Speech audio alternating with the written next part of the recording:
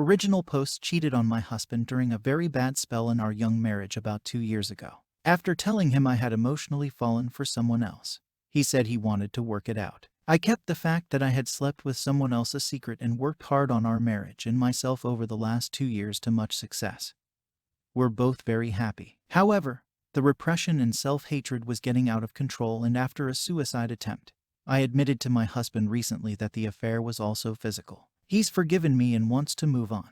I'm having a hell of a time forgiving myself. How can I accomplish this and begin to move on as he has? First, I'd like to thank everyone for their answers. Whether insightful or transgressive, they were read and acknowledged privately. Yeah, so hours after having posted to R about this, my husband came home from work and told me he had read them. He's an avid Redditor, but our subreddit interests are somewhat different that I didn't expect him to look at raw or R. He hugged me and gave me a big smile. Mostly, as he said, I wasn't trying to run away from the problem. Rather, I was looking for help as to how to take it on.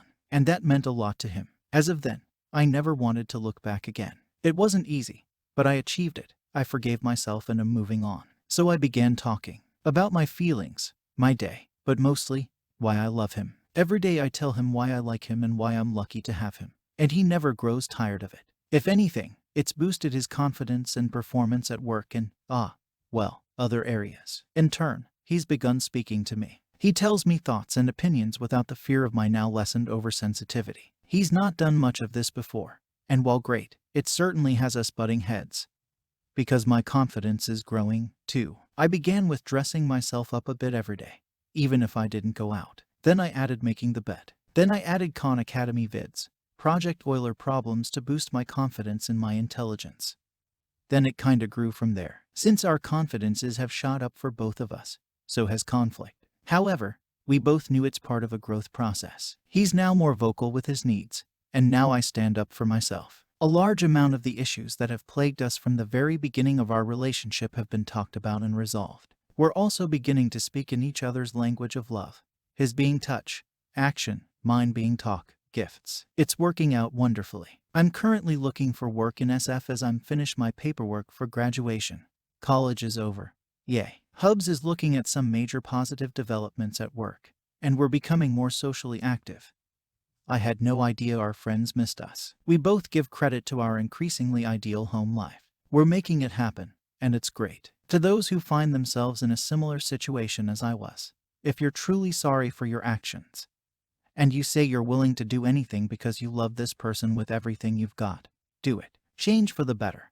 Become a bigger contribution to your relationship and to society. Especially let them know how much they're wanted. But most importantly, truly learn from your mistakes and forgive yourself. Because when you do, happiness in a relationship thrives. No more dark clouds of regret or guilt. Just smiles, kisses, and love. While I'm nowhere near an expert on relationships, I hope my story will help someone about to make the mistake, living with it, or dealing with the consequences. I'm lucky as fuck to have a man who stayed. Even if yours doesn't. Resolve the baggage. Your next love doesn't deserve your sadness over another relationship. I hope this has helped. And thank you again. Story 2. So she's still with the AP, and has been wanting to have a deep and meaningful foreclosure, I guess. The other day I said screw it and over text let her get it out. I knew that it was better for me to just let her get it out so it could be behind us. It started because this past Saturday we both were at an event, and she was upset that I was so friendly to everyone but so cold to her. Did I mention that she had the AP with her at said event? Anyway, Sunday I get a text from her asking me if I couldn't stand to be around her. Hated her divided by etc. I told her that I have no problem being around her as we share custody of our son, so I've long since grown accustomed to her being a presence in our lives. However, with the AP following her around like a lost puppy, I kept my distance.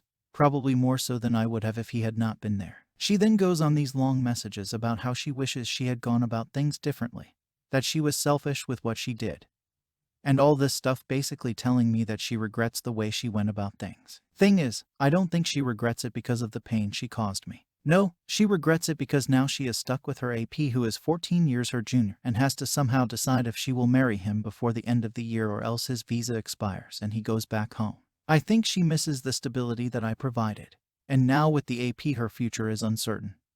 I think she tried to insinuate that she wishes I had fought for her. I reminded her that I had offered to do whatever possible if there was any chance to save our marriage, and she looked at me like a wounded animal and told me no. Now she turns around and tries to say that, yes, she did reject my offer, but if it was her she wouldn't have left it at that. I just laughed, because this is a woman that early on referred to him as her life partner, imported him from another country, and continued seeing him. And somehow, with all this behavior that indicated otherwise, I was supposed to just fight for her. Nah, screw that. I'm good. Then, on the day that would have been our wedding anniversary, she has the nerve to message me to say ironically happy wedding anniversary with a sad emoji. I genuinely forgot it was even our anniversary, and made sure she knew. I know some of you will tell me to just tell her to leave me alone.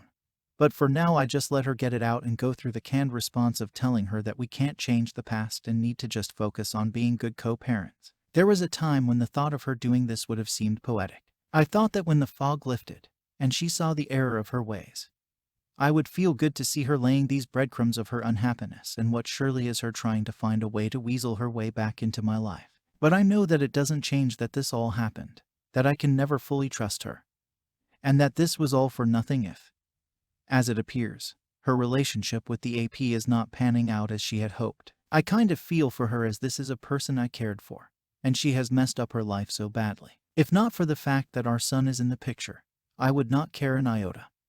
But with him in the picture I do my best to keep things amicable. Anyway, thanks for reading if you got this far. This was mainly for me to just get this out as it is surreal that, though expected, I am witnessing the likely implosion of her relationship with the AP, which though makes me happy that this kid might finally be out of our lives soon, doesn't change the damage she has left in her wake. For those that are waiting for the ex to come back, especially if it is just to see them beg, know that it doesn't change anything. When it passes, you're left in the same exact situation as before. Only now you probably have an ex who is desperate to get you back for stability, and won't take a hint. Story 3. I'm writing this here as a form of therapy, a way to get my thoughts out in a pragmatic way. Today, against everything I said in my previous posts and comments, I went to go see Sue. She's been out of the hospital 4 days now.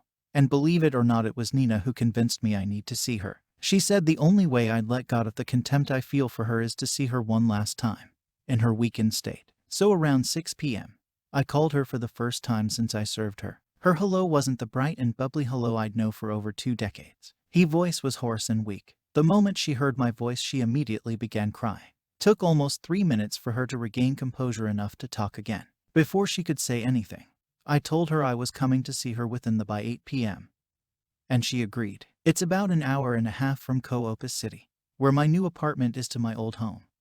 So I grabbed a bite to eat from the local pizzeria and started on my way there. I got there about 7:47 p.m., and she was already at the door before I pulled into the driveway. As I came near, I could see the toll her actions had taken on her. She was noticeably thinner, the unhealthy kind of thin. As a whole, she looked like the Walking Dead. First thing she does is try to come in for a hug, and I stop her cold. She got the hint that I wasn't there to console her, and backed off immediately. We go inside and sit in the living room. Almost immediately Sue tells me she wants to come clean about everything. She tells me she couldn't live with the guilt of what she did to me and the boys. From the day we signed the separation agreement, she went into a downward spiral of guilty and agony that led her to her suicide attempt. Her friend, the one that called me from the hospital, had noticed her behavior and started coming over to check in on her. She said the doctors told her had she not been found just an hour more, she would have succeeded. She admitted to failing me as a wife, that her falling for Pos was wrong, as was her choice not to pull back when she knew she was getting too deep. She also apologized for sharing the many intimate details of our marriage and speaking ill of me to him, that she never imagined herself being the kind of person who was capable of doing that, but she was. She said she believed in her head that she was doing the right thing. But ultimately, when she thought I was cheating, it all hit her like a ton of bricks. The feeling of betrayal was suffocating, and she had to get out of as soon as possible. But it was obviously too late by then. She then asked me at what point did I stop caring. To which I said the night she confronted me with the notion of me cheating with the fervor that did. Knowing full well she'd been fucking Pos for months at that point, I lost all respect for her, and it steeled my resolve to enact my plan. She told me that when she woke up Christmas morning and found the gift I left, she was over the moon, until she opened it. That when she realized what it was, and how much I had known, she literally went mad, and hasn't set foot in our bedroom since. She was frantically trying to find if anyone knew where I was.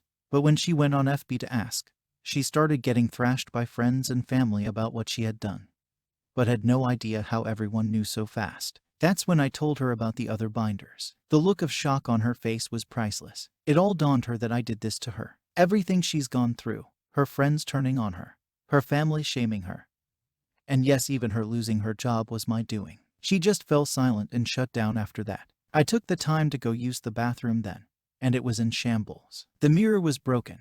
Her skincare products were all over the place, and the tub looked like it hadn't been cleaned since they took her to the hospital. When I came back out to the living room, she has her face in her hands weeping, and I can honestly say I felt nothing. No more anger, no more rage, and absolutely not a shred of pity. They say the opposite of love is indifference. Looking at her, that's all I felt. She looks up at me and says I fucked everything up. I ruined us, and I have no idea what to do. I can't do this by myself. I tell her she's got her family, her friend who found her, and our sons. But she doesn't have me. She never will, ever again. I tell her I came to give her closure from the ordeal she just subjected herself to.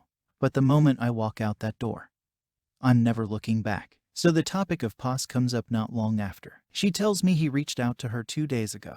They talked for a couple hours and it ended with her telling him he needs to move on with his life, find a younger woman and forget she exists. The remainder of the convo was Sue apologizing for he betraying me and asking again, was this really the end? I look her dead in the eyes with no hesitation and say yes. It's been over long before I served the divorce notice on Christmas. I felt that was my cue to depart. No words were said, because what more could be said? I left her sitting on the couch, closed the door behind me, got in my car and drove home. It's 2:56 a.m. as I'm typing this. I needed to get this out while it's fresh in my head. This is it. The saga of Sue is done. 17 and I are both scheduled for counseling in the coming weeks. Nina and I are still going strong and sticking to the plan of keeping things under wraps until my divorce is final. I'm staying active and motivated and looking forward to a future with a woman I know will cherish and honor me, because she's done so from the shadows for decades. It's time for me to focus on the life ahead of me. So this will probably be the last time I post for a while. Maybe I'll come back with an update when the divorce is official. To everyone who has sent me words of encouragement and well wishes, thank you. To all of those who praised me for my plan of revenge, I can honestly say I wish it never came to it. But if I had to go back and do it again, I wouldn't change a single thing I did, aside from maybe doing more to Pos than just getting him fired. And to the one guy who harassed me saying I deserved it because I raped my wife, you're fucking delusional. And get fucked, you tag nut. Hopping my green ass on out of here.